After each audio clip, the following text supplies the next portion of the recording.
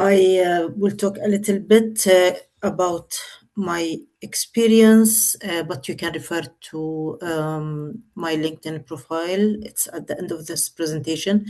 I am the executive director of a Belgian organization called Action for Hope, and I have been with them since last summer. Before that, I used to work for TransEuropal as the strategic development director, and I was responsible for fundraising. I worked several years before also in fundraising. So that's the what I will say about myself. The objectives of this presentation or this session is for you to understand the fundraising process and the landscape of fundraising, who's there, what's there. Also to develop your fundraising strategy slash action plan, to know what are the the main aspects of writing a grant application, and what to avoid and what to have in that application. And we will do some pitching. So what is strategic fundraising? Fundraising is finding money for your organization and for your projects. And finding money cannot be ad hoc, it cannot be distracted, it has to be focused, meaning you do not apply everywhere where the money exists. Okay, you choose, you are selective, you do not act randomly. So you decide that what are the strategic objectives that you will be fulfilling with this fundraising, and then you will find the right donor and then you will apply. And we will talk about this. This fundraising should be aligned with your vision and mission. It cannot be applying because there is money in this call that is not aligned with what you are doing really, or just for seeing the potential that you apply. And this strategic fundraising supports your decision making also. When you need to decide, because we all have limited resources, you are all having small number of people, overworked. Usually in the cultural sector in Europe, we are overworked, under paid. So it's not possible that we overload people more, and that's why we need to know what to apply for and what not to apply for, because we have these limited resources. Why the strategy matters? Because without strategy, we will not achieve success. When we are not aligned with our vision and mission, when we are not choosing, when we are not picky of where to apply, we have low success, low probability of success, and we waste time. And with a strategy, you can find better match and you will have higher probability of succeeding in raising funds for your organization. So, how does the fundraising landscape look like in general? Okay, but in Europe, we have public funders, strong public funders.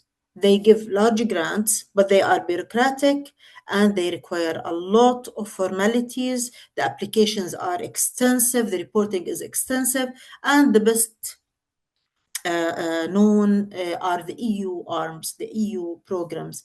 So you can look at the EU programs like European Social Fund, ESF Plus, Erasmus, the Solidarity Corps, and the SERV program, but we are mostly familiar with Creative Europe, right?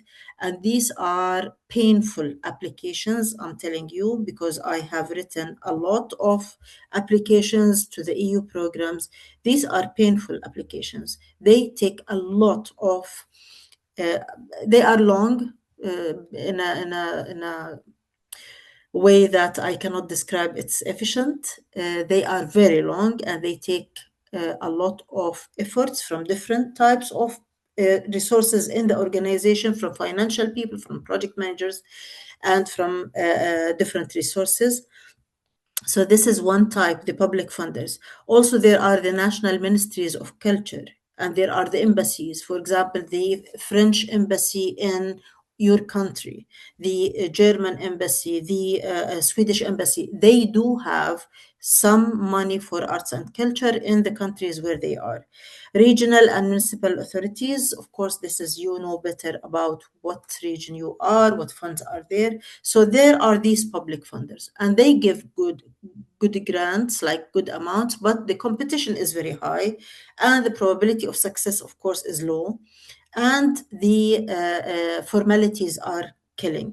Okay, then we have private foundations. These are flexible foundations, and they are still highly competitive but less bureaucratic. Okay, and we know, like, we have Prince Klaus, we have Stichting, we have the Swedish Institute, we have many of these private foundations. They are independent organizations, so they are not public, they are not governmental. They often focus on specific theme. For example, the Swedish Postcode Lottery Foundation, they focus, for example, on environment or on inclusion. So you have to be focused. Environment in arts and culture, in social inclusion in arts and culture. So you can look for what this organization is doing, and it's always recommended that you read the strategy of the funder. You must read the strategy so that you know what is their focus. Usually their strategies are on their website. Also, there are the corporate sponsors, for example, companies. And these companies, they can support you as part of their CSR programs. CSR programs are corporate social responsibility programs. They are, each company, a big company, they have a little bit of money to support some of the organizations, and many times they support arts and culture, but they have high expectations from your project to show them. They are giving you money because they want visibility. So you have to balance how much are you willing to put in that, okay, and how much you are not willing to do. And you have always to do good due diligence, which means that you do not go for a company with a bad reputation. A company that is harming the environment, they do greenwashing. So they offer money for organizations to do something about environment so that they make their reputation better. So be careful of that. And this applies on the color, on different things. Individual donors, these are high net worth individuals, individuals with a lot of money who are enthusiastic about arts and culture, and they can give money, but usually it's one time off, or sometimes they do continue to give, but also this is an individual. So if this individual does not exist anymore, or if their situation changes, you will not be able to continue this, to receive this support. Also, what makes a good fit between your organization and the donor, it's that the donor funds your topic. If you are working with for youth, then the donor is interested in youth. If you are working with entrepreneurship, cultural entrepreneurship, they are. If you are working with children, they are. So they have to be interested and funding your topic. They do work in your region. Of course, sometimes they do not work in your region, but they cover many organizations. They are global. They match your values and they support your type of work. Okay. Then we need to identify the strategic funding sources. We find the right funder. We see how are we aligning our funding resources with our strategic goals. If I have 4 strategic goals in my organization, okay, I have to seek funding for these goals, and I have to do mapping of funders. Who is funding these goals that I'm looking for? And we prioritize them. Like, okay, if I have this limited resources, this limited time, only one person to work on an application, who would be the most prior funder for me? And then I select that and work on it. And we build a short list based on the relevance, the size of the grant, and the likelihood of success. So many times we put a lot of work and time and effort in small, very small grants. If I have to do that, I will do that. But if I have the option, I should choose a bit of a bigger grant so that I compensate the time and the effort I'm putting in it.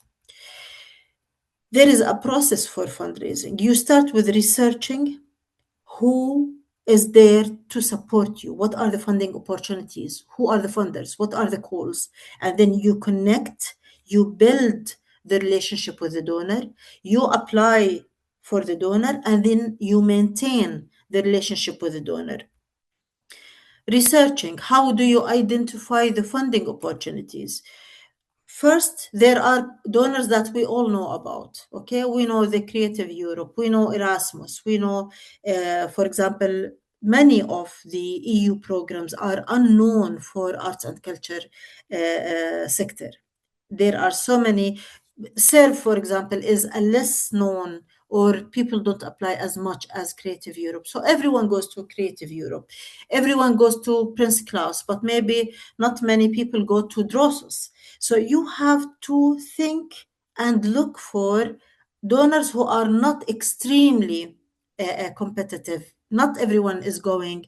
For example, in your country, most probably the actors, the artists, and the cultural professionals, they go almost to a small pool of donors. Try to find more than that small pool of donors, and then make the research for funders, for donors systemic, which means that you do not do it once in a year. You do it regularly, and you do it strategically, aligned with your goals, and then you develop the internal capacity, the skills in your team, in your organization. It's not one person who is funding. You build this. If you are a decision maker, you build it. If you are in a position where you can decide who should get this skill, then make always options. Make more than one resource interested and skilled in donor search, and keep a database for the donors. Today we will have a database that we will share with you so that you can start working on it and using it. Then you connect with the donors, okay, building the relationship with the donor. And this, always think of this sentence: people, process, tools. So when we say build the relationship with the donors, you think people. Okay, who is in charge of building the relationship with the donor? You should answer these questions before you start. Who should be connecting with the donors? Then the process. How are we currently connecting with the donors? What should we change? How are we currently starting the relationship, not maintaining? We will talk about maintaining later. And then we have tools. What tools are we using? Okay. We need to know what tools are we using to connect with the donors. LinkedIn is a great tool, but you have to know how to write your profile as an organization so that the donors see you, and be active on LinkedIn. Your website, if you are using social media a lot, you will think, okay, who cares about the website? The donors care about your website.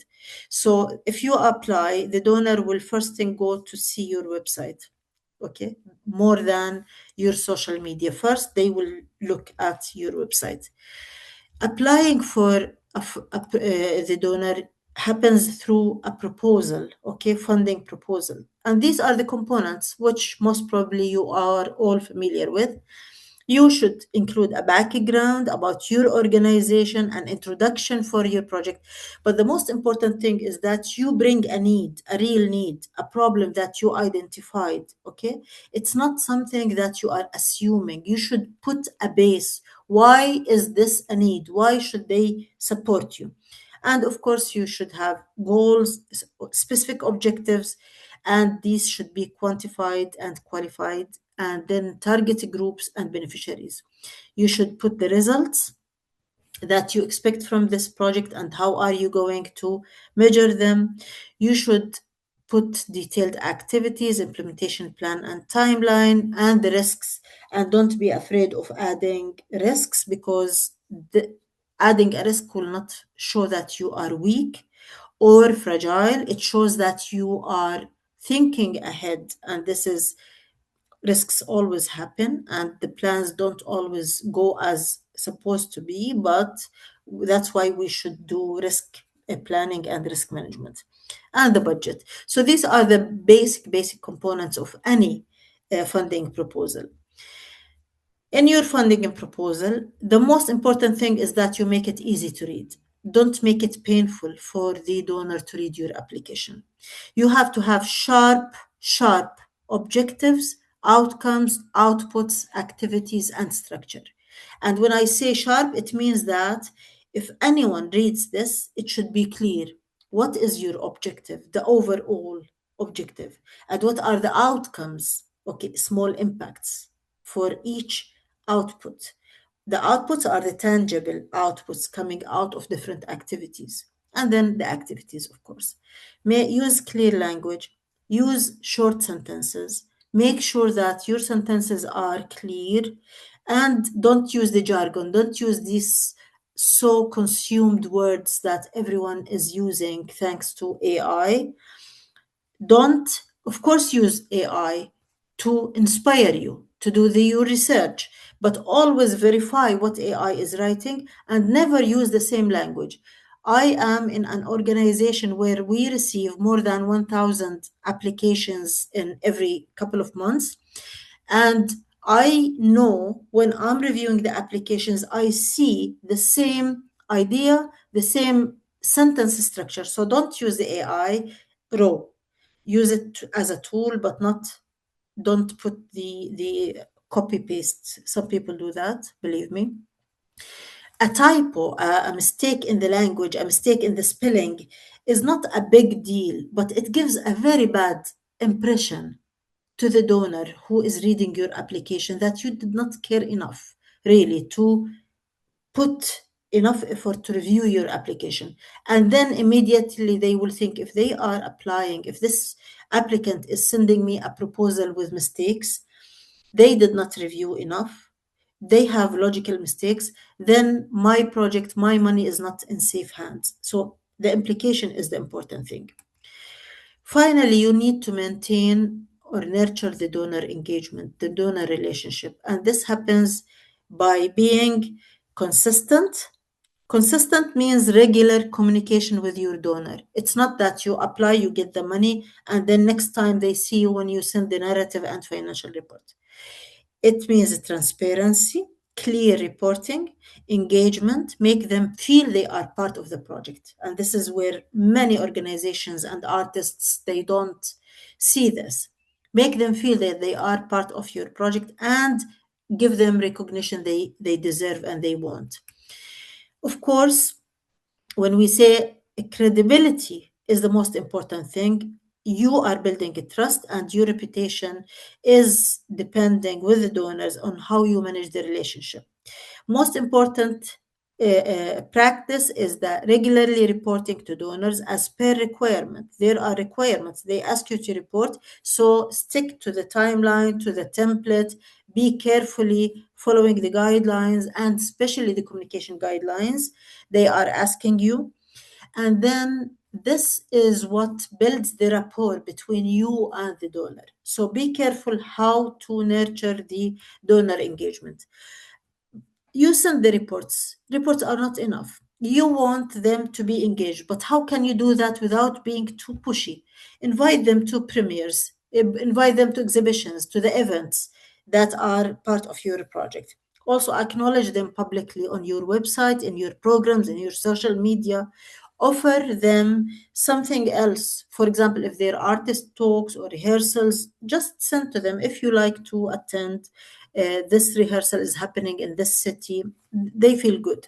So they feel that they are more and more part of your project.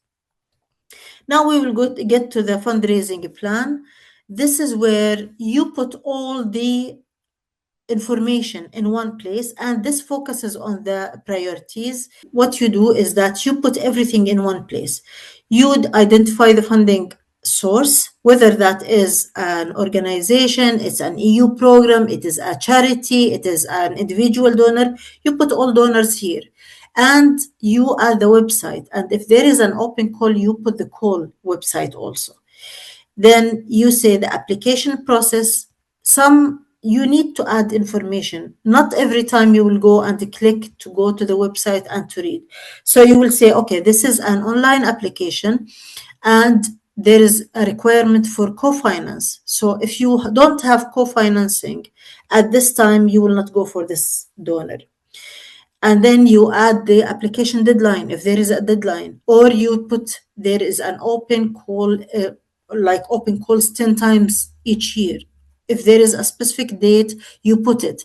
If the application happens on two stages, like you apply for concept note and then you apply for the big proposal, then you should write it. Okay. You put the grant size if it's possible, if you know it. Some donors, they put on their website, they say the grant size is this much. And if you have a specific number, that would be better. And then you say the potential donor for which program. So if you are looking at this donor, then you know that they are funding festivals, okay? So they support festivals only. And you add notes here. So you put this is for festival support only, countries covered. So if you are working on more than one country, or if it's one country, you add your notes. But this is one place where you will go and you will always be following up, and this should be always updated. Okay, let's see from the groups. We need one person from each group to tell us what did you do and what was difficult. And if you have any questions, this is the time to answer all the questions that are related, because we did the theoretical part, and now we are coming back to see when you are trying to find a donor, what are the problems. You are just scouting, you are just identifying potential donors.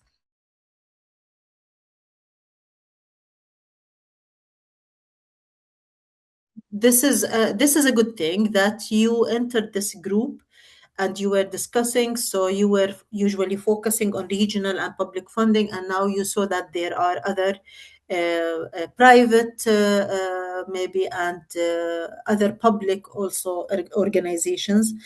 On the Move is one of the excellent organizations. They are specialized in mobility funding. Okay, so they support you if there are artist groups that want to move, and then they do a lot of research and they do support artists at risk a lot. ECF is very familiar. Filia, I did not know them. Crowdfunding is a special tool for raising funds that we did not talk about, but it is sometimes you go for it when you have a specific reason, when you have a specific artist, when you have a specific cause. So it works well depending on what are you raising funding for. If you will go to raise funds for your organization to pay the salaries and the rent, it will not work unless your organization is great, like people love your organization for one very specific reason, it might work. But usually what happens is this. And for example, when the war started on Ukraine, I was working for Transeuropal. So what we did is that we opened crowdfunding to support the Ukrainian artists. Everyone's heart was with the Ukrainian artists. So people were just contributing for the cause, because we wanted to support Ukrainian artists a lot and Ukrainian organizations. Now we have the war on Lebanon, for example, or the genocide in Gaza. So also this is people, they do crowdfunding. Sometimes an artist, a specific artist, is raising fundings for their album or for their production. So it works in specific cases. Okay.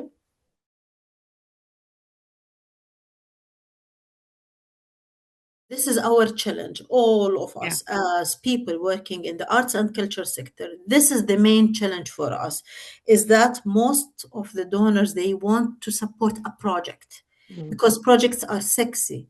Like they want to support the project because then there is the output of the project, there is the visibility that comes with the project, especially if it's a great project. Okay, but very few of them, they want to give you general support for your operations as an organization, because then you will pay it for rent and for salaries and for maintenance and for this the other admin costs, and this is not very popular. However, there are some organizations that do this. Open Society Foundations, they do this. Ford Foundation they do give operational support. They give support, general, unrestricted, and then you can use part of it for the projects, part of it for the operations. There is Stitching Doen in the Netherlands. They give support that is unrestricted. You can write DOEN. This is the name, Don Foundation. Stitching means foundation, I think, but the name is DOEN, DOEN.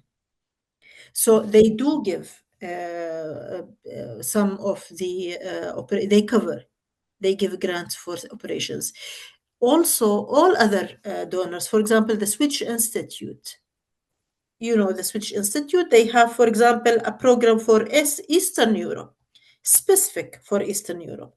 And we worked with Mali Berlin and with Isuliatia, so many projects using this support. And part of this support, yes, goes for the project, but part of it will cover part of the salary, part of the overheads. So we have always to try as much as we can to get unrestricted funding, but it's not always possible. And this is the sickness, this is the disease of the sector. And that's why we sometimes look for other types of funding. For example, not money. Maybe an organization can give us, for example, now in my organization, I'm looking to do a feasibility study. I want to start an income generating project so that we can generate money for our organization. And this project, not necessarily cultural, okay? Maybe it's a cafe, maybe it's a bar, maybe it is an artistic place where we have an artistic line, but it sells tickets. It is ticket sales. So when I wanted to do this project, I went to one of our donors and asked them to support me, and they supported me with an expert. Okay, so they gave me the expert instead of me paying 50,000 K for this 50,000 euro for this expert. They paid, they gave me the yeah. So look also for other funding other than pure money or cash.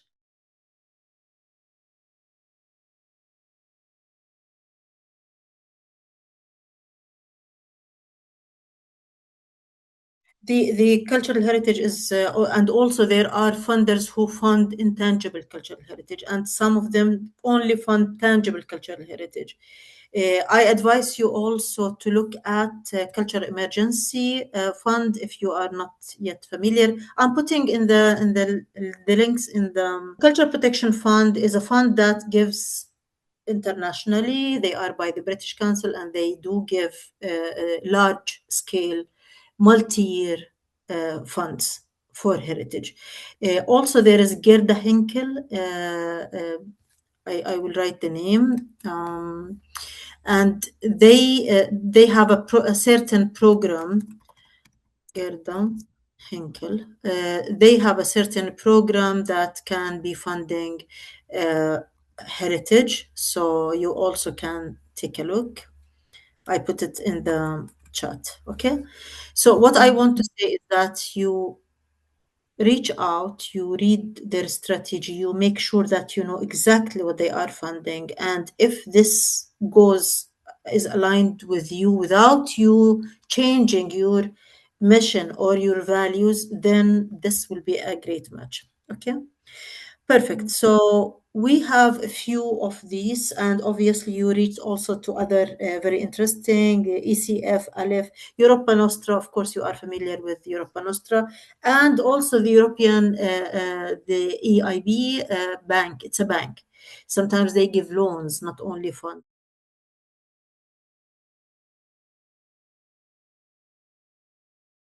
For example, I will give you one very good reason why to keep a fundraising plan like this. Sometimes you go visit the website, for example, of ECF or Drosos Foundation. Okay, you go and you are checking if they have open call, and you just realize that, oh shit, they just closed the call. I just missed the deadline. So what you do is that you go to your fundraising plan and you put it and you say that they open from January until end of March. And then next year, when you are filtering, okay, you know that there is this funding coming, this call will be open, and usually they open in the same times. So really, you don't miss important calls anymore. And that's a very good reason to put it. And also, ahead, before you submit your application, maybe you start a contact with them. uh, Private foundations are not like EU programs. You can just write an email to them, say that we would like to get to know you. We are in Brussels. We would like to pass by you, have a cup of coffee, let you know about our work, and they will love it. So this where you start this at the right level, of course, at the right level. And then that would be a start. And then when you apply next time, they know you already. They know your work. You invited them to some of the events. So this is how you plan before even submitting an application. You plan to build the relationship before the application. So when they see the name, it means something for them. Okay.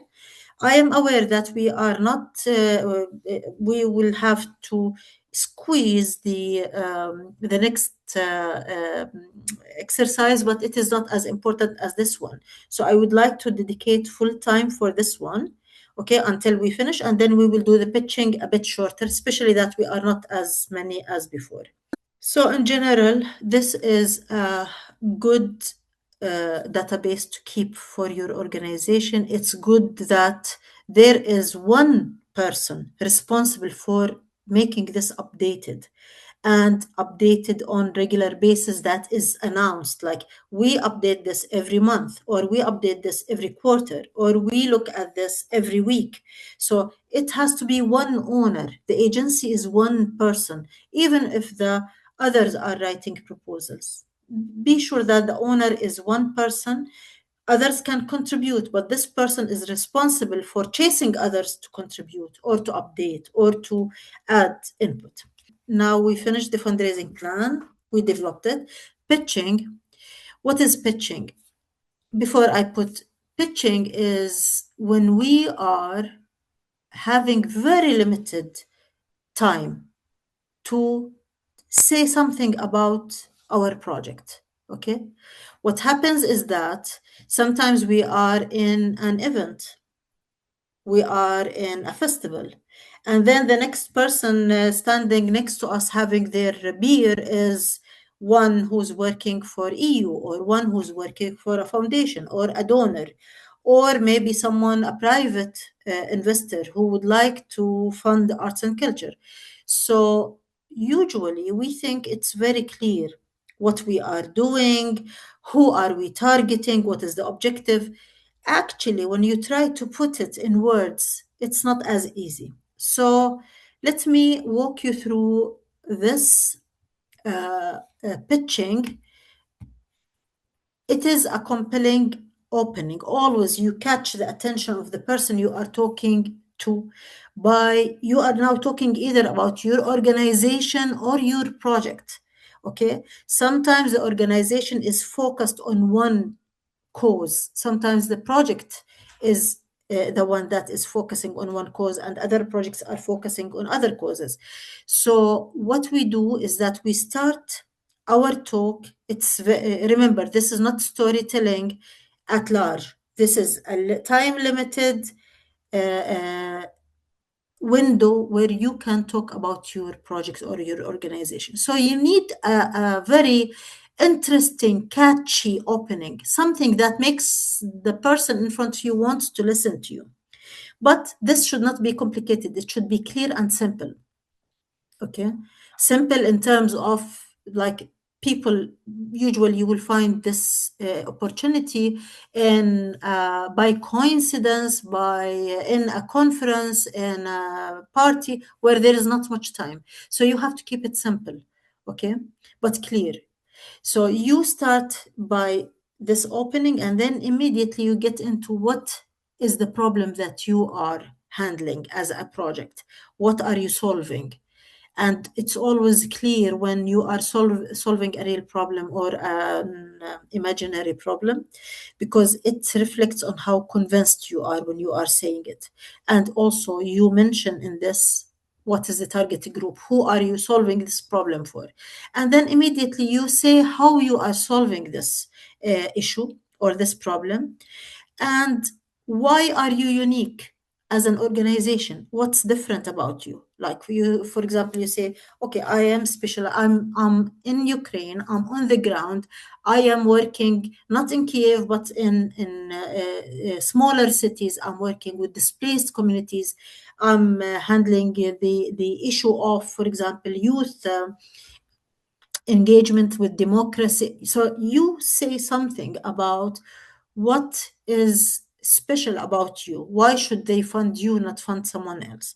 And then at the end, you can say, what do you need from this donor or this funder? And sometimes you can say how much, okay? Or you can ask, what is the size of their grants? And usually this happens also in some events, it's pitching events, okay, especially with corporates or investors or other donors, other types of donors. But you can customize the pitching to fit the person that you are talking to. If it's a donor, or if it is a corporate, or if it is an investor, you can adjust it, but it's always the same components. So crafting an effective message starts with communicating with impact. It's starting with clear, as we said, combining facts and emotions. You want people to feel something human in what you are saying, and highlight the urgency and relevance. Tailor it to the donor, as we said, and keep it concise and memorable. They will not forget what you told them because it's short, simple, and clear. And the golden rule, sorry, there is a mistake here. Golden rule is it clear in 30 seconds? If what you are saying is clear in 30 seconds, if you say it to anyone, they will understand what are you doing and what problem are you solving, then you succeeded. It's always easier to write a lot or to tell a lot than fewer words or very short. So we will start. We will invite, I invite you, one of each group to share with us a 1 minute. I will set the timer for 1 minute.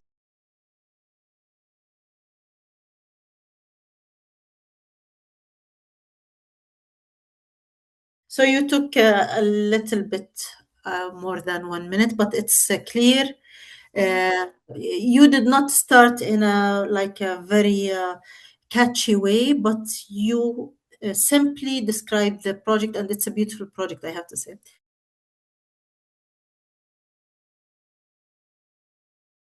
You have to find that actually. You have to find it. Any other museum, but you are a Ukrainian organization, you are working in Ukraine. So it's, and you have experience, you have special resources, you have special people with long knowledge and the skills. So you have to find a reason. Sometimes it's just because no one else is doing it. Sometimes it is an opportunity, actually. So it's as simple as this, but we have to be humble, really, to describe to the donor or to the person listening to us why should we be selected. And of course, you can always skip that if you feel it's not strong. But it's if you say it in a convincing way, it makes your position much better.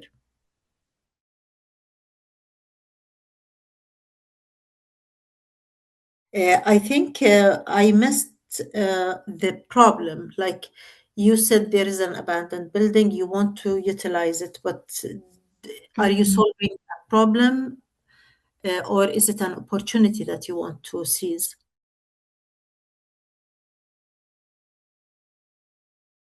This is a beautiful, beautiful problem. So you have to phrase it as such. Like you start with that there in this village or in this town, there is no art education for children. And the children without means, they have no access, no infrastructure. And we are solving this problem. So see this sentence that you made, it made all the difference what you just said. So phrasing it, put it in the beginning rather than inside the text or the talk is much, it makes a difference. So always start. This was a very catchy start. Okay, so you can just start with it. Like imagine if you are a mother of a child in this village with no access, you want your child to get some art education and there is nothing. We are providing a solution for that. So just just rephrasing or reorganizing, rearranging the text. It's very clear. The problem is beautifully phrased. It's very clear. We have the solution also. It doesn't show why this specific solution, not something else. So the added value is your added value as an organization doing this. But I think it's very clear. When you say what we need, like if you said this, like maybe we will use 100,000, it's not convincing. So you have to be very sure. But other than that, it's beautifully put. Thank you very much. It's a good, but you don't need to put like the problem is the solution is. So you just rephrase it in a way uh, that you are stating the problem, but you don't use the word the problem is the solution as such. Okay, but it's structured, it's clear, and it's understandable. Thank you very much. Yeah.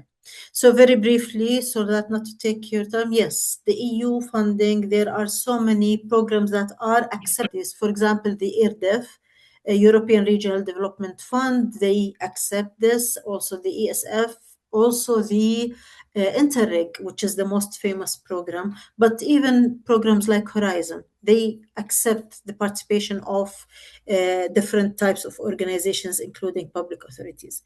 So, and the difficulties would be the huge amount of administration and the bureaucracy. It's as anyone else.